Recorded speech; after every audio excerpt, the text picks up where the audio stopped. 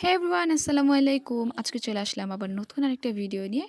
আশা করি আপনারা যে যেখানে আছেন ভালো আছেন। আলহামদুলিল্লাহ আমরা অনেক ভালো আছি। তো আমার হাসব্যান্ড হচ্ছে দেশের বাইরে চলে যাবে। যার কারণে আত্মীয়স্বজন সবাই দাওয়াত করে খাওয়াচ্ছিল। তো আজকে দাওয়াতটা ছিল আমার খালামণির বাসায়।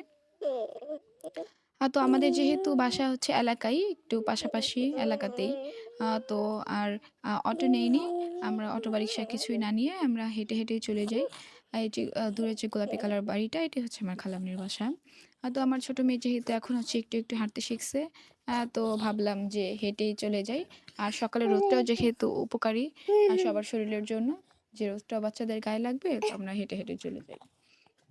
তো বড় বোন ছোট বোনের হাত ধরে টেক কেয়ার করে নিয়ে আসতেছে।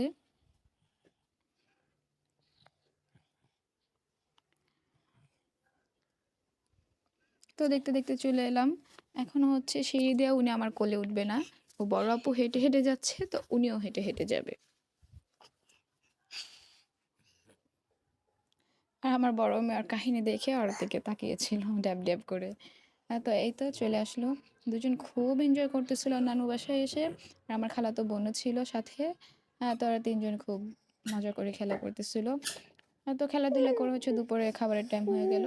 তো আজকে খাবারের ডিশে ছিল আম চিংড়ি, দেন হচ্ছে একটা আচারি সালাদ, বিফ আর চিকেন টিক্কা, একটা হচ্ছে এটা ছিল ফিশ টিক্কা, আর সাথে রান্না করেছে মুরগির মাংস। এই তো আমাদের দুপুরে খাওয়া-দাওয়া শুরু হয়ে গেল।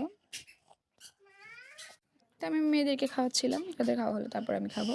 তো দেন খাওয়া-দাওয়া শেষে ঘুমিয়েছিলাম। তো ঘুম থেকে উঠে বিকেলে নাস্তা করে দেন হচ্ছে আবার সবাই বাসায় চলে এলাম। তো আজকের ভিডিওটা এই পর্যন্তই।